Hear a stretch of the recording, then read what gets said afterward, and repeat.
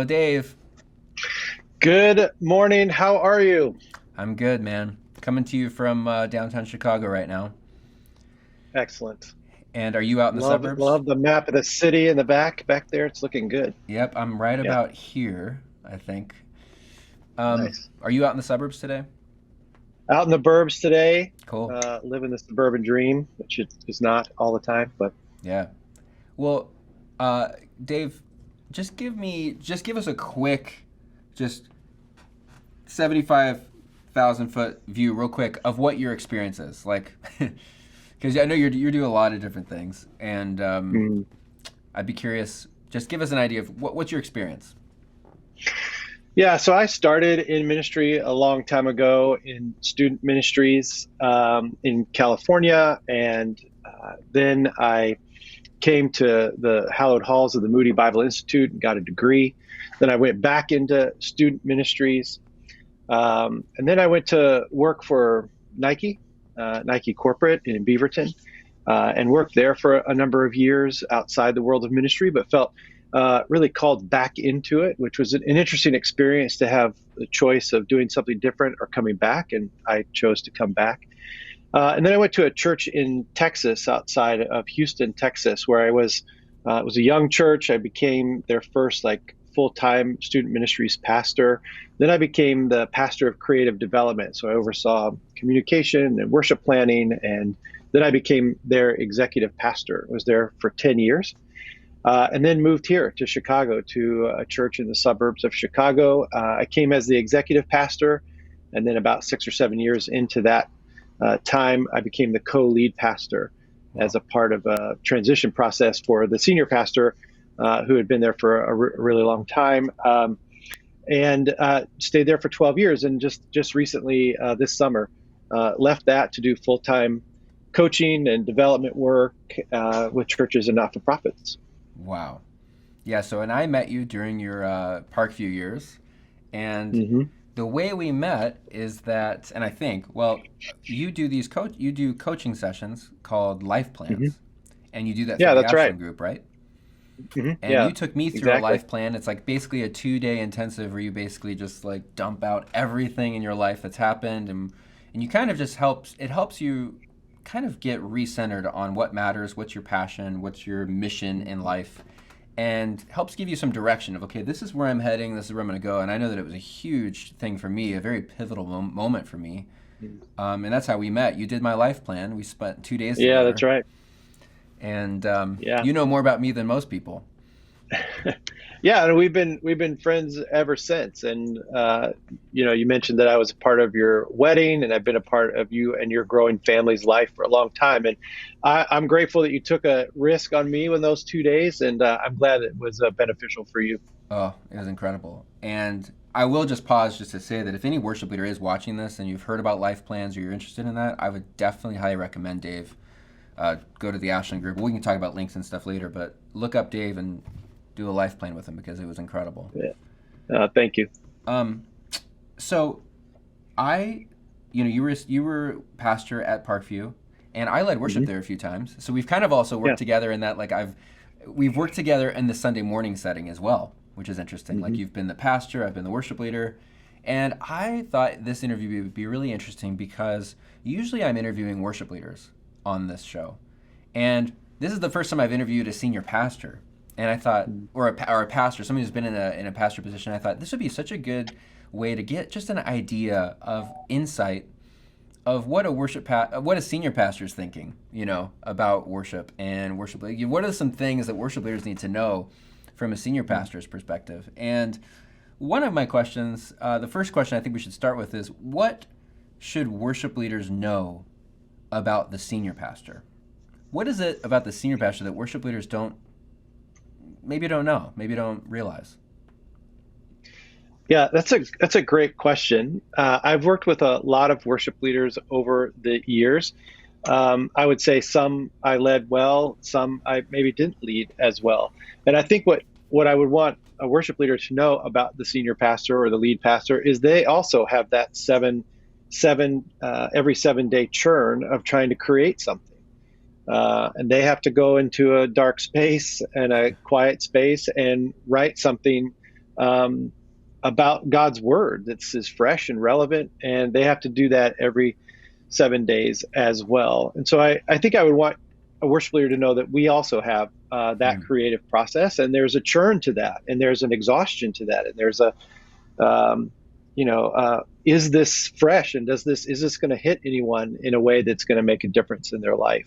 So that's a piece of it that I think is important. We're similar in that way, and I think sometimes worship leaders maybe don't see pastors in that way. They think that what a lead pastor has to do or a teaching pastor has to do is different, and it is still a very creative process. It may come from a different side of the brain, but it's still super creative. And I think the second thing I would want worship leaders to know is we have all the same insecurities and all the same fears and all the same dark motivations as they do. Um, we just we're just not really allowed to express it in a way that is public. And I think that's a statement about the church. I think that's a statement about where the church is today. I don't think it's a good one. I think that the more vulnerable a worship leader can be and the more vulnerable a pastor can be, I think makes a better church, makes a better congregant, and also I think is much more life-giving and experience for the leader. So I guess those are the two things I would want you to know is that we also have that same creative churn, Mm. and we also have some of the same fears and anxieties and tensions around it, around being a leader. And I would say that's really particularly true in this last 2-year window of time, where senior pastors that I talk to all over the country are like, Yeah. I don't know how to see the future. I don't know what's next. I don't know who goes to my church. And there's a lot of like everything that we held on to that we could measure, good or bad, is up in the air today. And it's a different day. So those would be a Yeah. couple of things I would say. I will say that like I don't think right now I would want to be a pastor of a church because I think Yeah. that these past 2 years I can't even imagine how difficult it's been for senior pastors to juggle, trying Yeah. to keep everybody happy, people no masks, yes masks, or I mean, you can't make everybody happy, and it's just like it would just be a total disaster. And a lot of churches, it seems like, are having to start over. Like they lost like 40, 50% of their congregation, and Mhm. what I've heard is some of these people have just never come back. And it's like, Yeah, that's man, right. you're basically replanting a church all over again.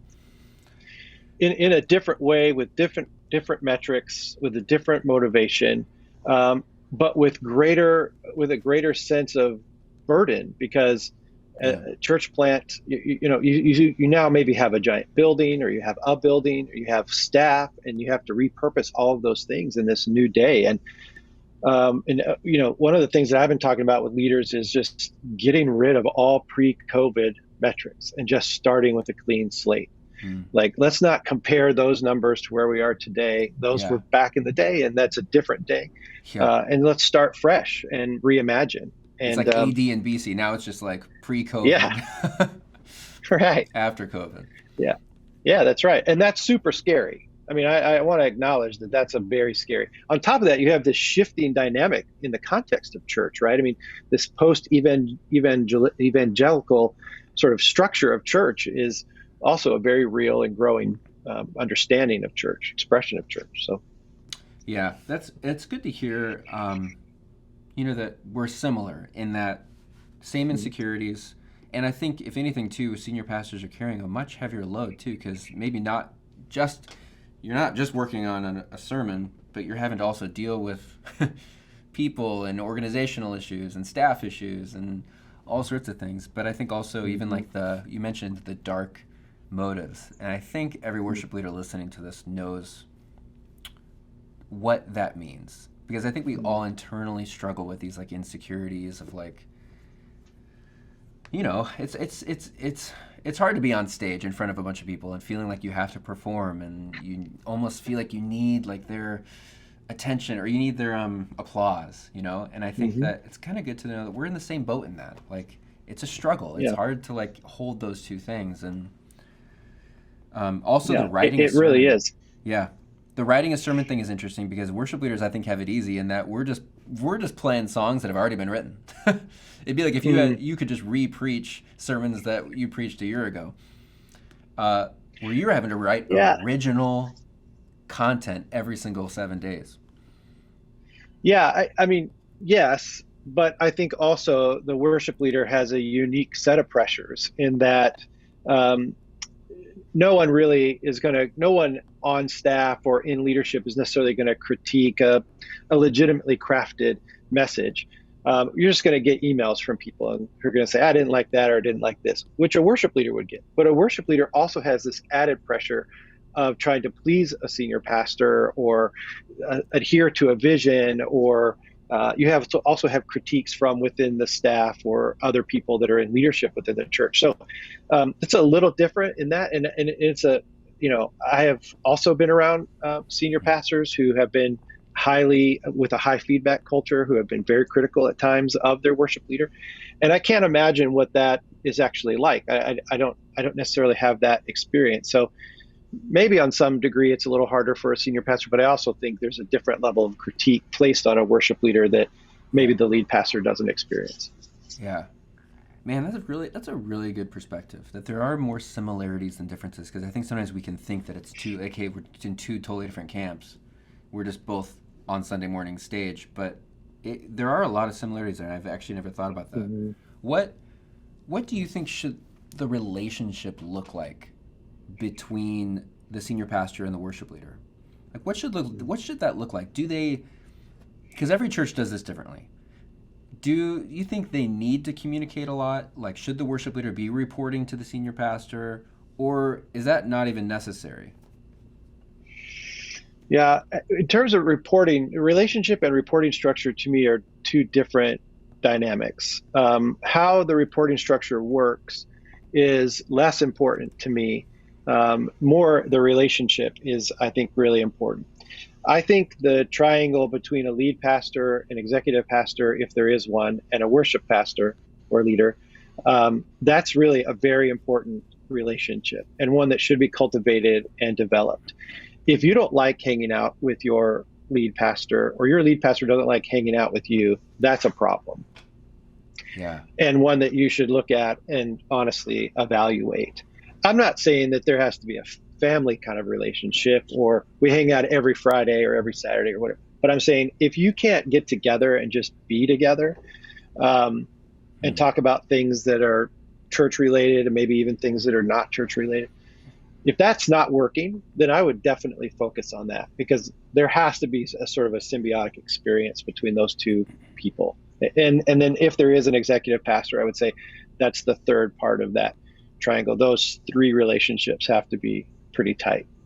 And I would say every time where I felt like I wasn't leading a worship person well, the relationship piece of it fell apart first.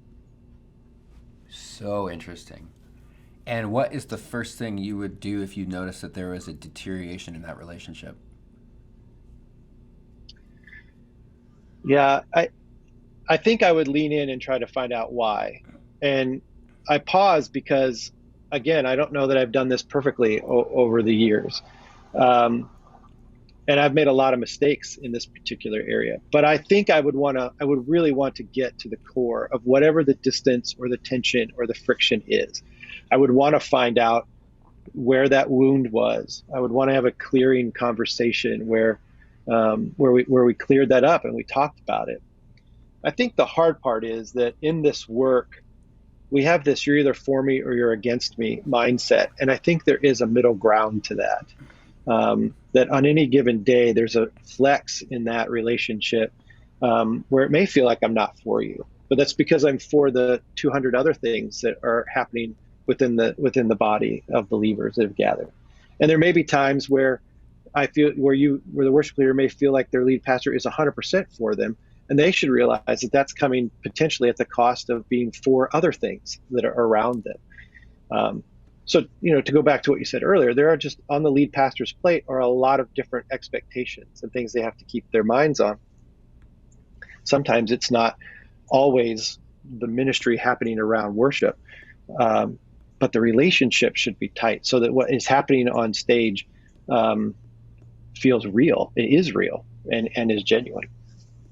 Wow, that is really interesting. I when I think back to all the churches I've been on staff at, it has been so much more life-giving for me as a worship leader when I've had a relationship with the senior pastor, and not just like a working relationship where we just sit and talk about, the upcoming weekend, but where I really felt known, and also where I knew, like they also, like I also knew them, like a relationship where you actually know someone and you care about someone. And even just a couple of days ago, it's interesting. I think it's just interesting how much having understanding and compassion for other people and knowing their story, knowing their family, like that can end up covering a lot of wounds when you just have this like sympathy and empathy for someone because you know them. And you don't have to like someone. Like liking someone and loving someone is very different. And like Jesus says, like love your neighbor. You may not have to like them, but when you start loving them though as a person, as knowing who they are, the liking comes from that. It really does. Like, but if you start with like loving them as a person, it's amazing how it changes everything. The like will come from that. Yeah, that's right. And that's an internal process, right? To your question of where would you start if there was, a disconnect in that relationship? I think I would start with me, and I would try to figure out what is that wound, what is that hurt that I'm experiencing? Yeah. And then I think I would try to find that out in the other person as well. It's really, really important. So here's an interesting question that I've always wanted to know from a worship leader's perspective. What is one pet peeve, if any? This is such a weird question to ask. What's one pet peeve, if any, that you think pastors typically have of worship leaders? Like, give us the inside scoop. Wearing jackets inside. I don't understand. I don't understand why there's a leather jacket in June inside. I don't fully understand that. That is so funny, and like a beanie, and oh my gosh, I did not expect that at all. That is so funny. I don't really have a worship leader pet peeve. I know a lot of pastors who would say to their worship leader, "Play more, talk less." Right? Yeah. Maybe you've heard that over the years. Yeah. I don't have that. I don't have that as a pet peeve. I'd much rather if what is coming out of that worship leader in a spoken word is as Holy Spirit infused, that's what's coming out as a musical word, I'm quite comfortable cutting pieces of what I'm about to say in order to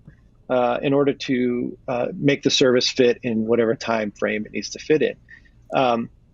But just the same advice I would give to a lead pastor, I would give to a worship pastor, which is if you're going to speak, make sure that what you say has value and meaning and is answering the most relevant questions that are happening in the room. Pastors do this all the time. They diesel through and they talk, particularly in that vision slot or that welcome slot where, we're just spewing out words and hopefully something sticks. No, the words need to be meaningful and impactful and thoughtful. That's the thing. So interesting. I mean, I've always liked that about you. When you've led worship, you bring out your phone, you have some thoughts down sometimes on your phone, or you have the scripture ready on your phone, and you've thought about it, you've prepared. I also think that, and I think this is actually more an imperative of the worship leader than even the lead pastor, because the lead pastor it's not, at least in most denominations, doesn't have a lot of wiggle room on what he or she is going to say in the moment, but you do. And so I think if I were to say here a pet peeve of mine, it would be is not staying emotionally and spiritually connected in the moment in the room. Answering the relevant question that's in the room sensing what that is a big part of worship leading from my perspective. You got to know the room, you got to know where it's going, and you got to take it somewhere, and it shouldn't be take it to the 10-yard line so the pastor can push it through the end zone, which I cannot tell you how many times I've heard that phrase. It shouldn't be that. There should be a spiritual journey, a worship journey, of which the sermon is just a part of. Wow. Yeah, that's good. And it really takes intentionality because I do know what you're Hmm. saying, where sometimes it feels like you can get up there and lead worship and you're like, oh, I just feel like saying something. And maybe you have like one thought, but you never like had even like premeditated on any of it. And sometimes it can kind of be like you're just up there rambling. And I Hmm. do think that you have to be really intentional about what you're going to say there, that it is bringing meaning and guiding people on this worship journey.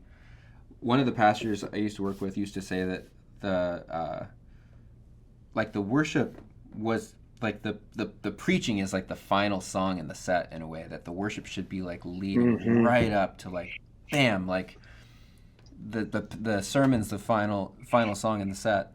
Um, yeah, no, I think that's really good. Meaning, Yeah, that's a really good way to phrase it. Actually, I believe that. Yeah. yeah, where they're kind of linked together as one. There's not a Hmm. disconnect. Yeah, Um, that's right. what is what is one or a few things that a worship pastor could do to really love and serve their senior pastor? Because I know that some worship pastors feel that disconnect between the senior pastor. Like maybe they only see them on Sunday morning, like they roll in and check their mic. And what's something that a senior pastor like needs that would be really like the senior pastor to be like, wow, that was really kind and loving. Mm. Like what's something a worship pastor could do that to really love their senior pastor? Yeah, stay in a really healthy feedback loop. Um, Mm. Work intentionally, work hard to keep that feedback loop healthy. And I use the word loop because it's a two-way street, right? The worship leader should have all the freedom in the world to communicate some feedback in a respectful and mindful way, thoughtful way, back to the teaching pastor or the lead pastor, whoever is in that role for that particular Sunday. There should be that feedback, and there should be that dialogue around, hey, that word, let me tell you how that word may have hit a different generation, or let me tell you how that thought process struck me today. I think I think it's essential that there be, if you have multiple services, that there be an opportunity for that after the first service, so that things can be corrected for Yeah. the services to come. But even if it's just a singular service, I think a time during the week where that is possible. And if you're able to give that, then I think it's easier for you to receive the feedback from the lead pastor as well. So So do you I mean think like going to the senior pastor and being like, hey, what'd you think about worship this weekend? Anything we need to change? Anything we need to tweak? Like yes, that? yes, yeah, exactly. And I think if it can be done after the first service, before the next service, is great. But if it needs to happen during the week, it should happen. And that worship leader should feel the freedom to also to pass that on to their lead pastor as well. The feedback on the sermon, or feedback on that piece of that person's piece of the service. I think that's really, really important. And as a lead pastor, a former lead pastor, I welcome that. I would want that.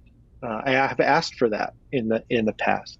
But it's imperative that it's done in a healthy way. Too often Yeah. it can be done in a way that feels punitive or demeaning or shame based. So that, I think that's one thing.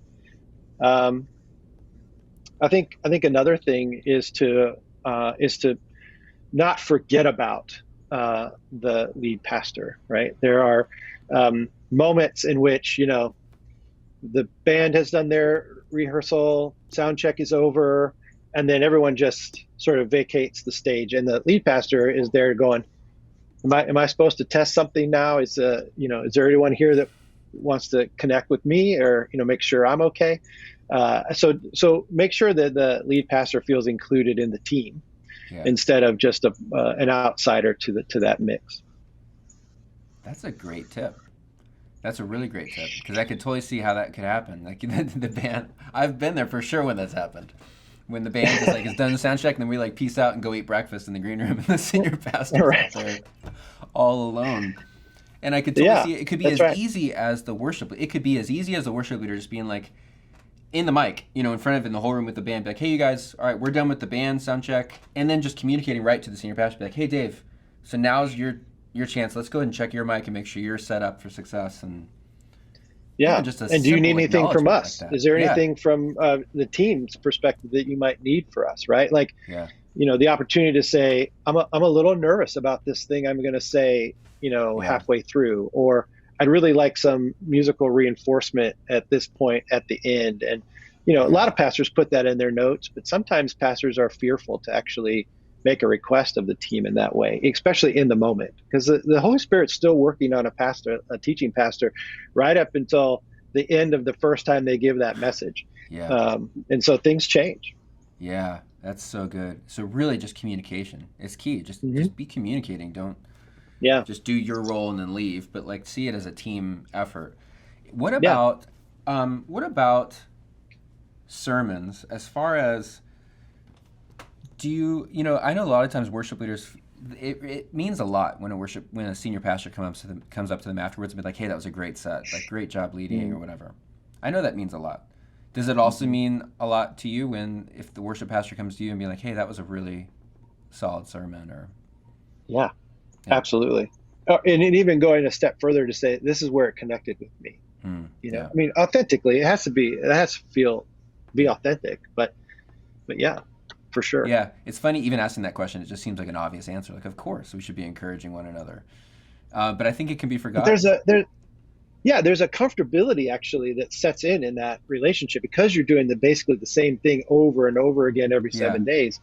This like normalcy creeps in, just like in a marriage actually, where yeah, you forget, that yeah, it's really kind to say I love you or you look beautiful today or whatever it is to my spouse. We get too comfortable in that. It's the same is true for this type of relationship. Do senior pastors notice if the band or the worship leader don't ever sit in on the service and actually listen to the sermon? Because I know a lot of churches have a culture of the green room thing where band just goes back in the back, eats breakfast during the service, probably never even heard the sermon at all.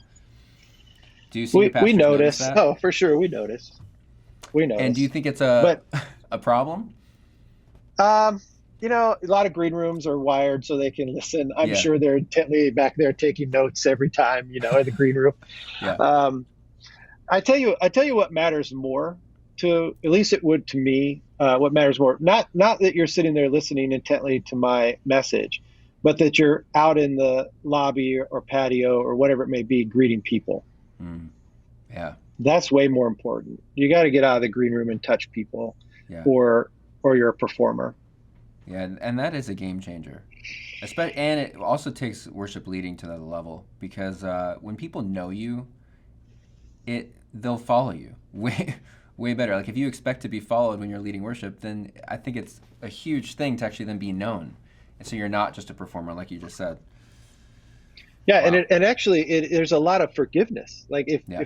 if you have an actual kind of eyeball to eyeball relationship with people, there's much more grace with the occasional I talked too long or the service went long, or because Yeah. they know you and they know your heart. I think that's really, I think that's true not just of the worship leader. That's true of everyone that's on the platform, whether it's a drummer or a guitar player or a background vocal, whatever it may be. That's really important that people see them and know them. And that's hard for me because I really am an introvert. So it's actually, as a lead pastor, it's hard for me to do that. Yeah. But it makes all the difference in the world. Do you think senior pastors want to be included in like pre-service prayer? Because I know, Yes. senior pastors have a lot going on. So, like, they're running around too sometimes, like, dealing with a lot of things. And, the band maybe meets before worship and praise before we go out. Is that should be something we should be, like, inviting the senior pastor into? Like, hey, Hmm. yeah, Yeah, absolutely. You said a pastor on a Sunday morning is running around doing a lot of things. They shouldn't be. hmm, If they're doing that, that's a problem. What they should be doing is in a centering space of prayer, this open-handed moment of like, okay, Spirit, come. yeah, What do I need today? What needs to be cleared out? And a time to pray together with other people is I think a big part of that. So yeah, worship leaders should not only request that, but figure out why it's not happening if it isn't happening. yeah. That's good, Dave. Is there a word of encouragement you have for worship leaders at all in this time with COVID? Keep doing it. The church is changing. I think we can all see that the capital C church in America is changing. Things are Yeah, different, and it may feel really insecure, and it may even feel disorienting in this moment. Like, is this really the thing? But listen, What are we called to do as a church? We're called to expose the word of God to other people and to worship God. So whatever the church becomes, um, just keep doing what you're doing and be as healthy a version of you as you possibly can. Hmm. The church doesn't need any more unhealthy church leaders. Yeah. We need people who take their own personal, emotional care very seriously, because this work is really, really hard. Um, so that would be two words of encouragement. Keep doing what you're doing. Don't give up on, I don't know what's next. Don't let that cause you to give up. And please stay healthy, spiritually, emotionally, physically. Stay healthy. Your relationships are dependent upon it. That's so good, man. Well, there's been a lot of good little nuggets in this for worship leaders. I think it's helpful to know, like, what are senior pastors thinking, and what can help, because I do think that we're one team, and sometimes it seems like there can be a wall or a divide, like it's two different teams, but it's not. Mm, It's one team, it's not. and I don't know if it's like the whole boss dynamic. Maybe people, worship leaders, feel like the senior pastor's their boss and they could get fired. I don't know what it is, but I feel like there sometimes can be a wall there, and I think it's important to break that down somehow. I think so too. I also think sometimes there's not there are some senior pastors who would consider themselves creatives, but I also think it's the right brain, left brain Hmm. challenge of a non-creative trying to communicate with a creative, and vice versa. I think that creates a kind of a weird barrier as well at times. And what we do is we just sort of ignore it and pretend Yeah. it's not really there, instead of pushing through and learning how to best communicate in an empathetic way with each other. And that's the thing I think I do. I feel like I want to also just say, if you've been a worship leader and you have been hurt by a lead pastor, I can't apologize for them, but I can empathize with the challenge that is. I know that happens. I know it happens a lot. I have been a part of that. I mean, I'm sure there are worship leaders throughout my career who I have hurt, and it really in a non-knowing way. But I'm sorry, and I hope that you find the help and the healing that you need to work through that and not let that sink too hard into your soul. Yeah, that's good. Dave, where can people get in touch with you? Yeah, you can reach me at the Ashland Group. So it's ashlandgroup.cc, or you can just dave.davis at ashlandgroup.cc. Yeah, that's awesome. Um, Dave, I appreciate it. I have been very, very thankful for your relationship in my life, and you and your wife have had a huge impact Mm, on my wife and I. And mm, my wife loves your wife so much, and yeah. we just really appreciate you guys. And thank you for taking the time to kind of pour into worship leaders and Mm, your coaching that you're doing with leaders. I highly recommend any worship leader to check out Ashton Group if you want to kind of get some personal coaching and get some yeah. direction. Oh, So thank you. You thanks, mean a Dave. lot to me too, and I'm grateful for you being a champion for worship leaders all around the world. And I love you and Mary and your kids. I think you guys are fantastic. So thanks for giving me an opportunity to chat. This has been a lot of fun. Totally. I'll see you soon, Dave. All Thanks. right. Bye Bye. bye.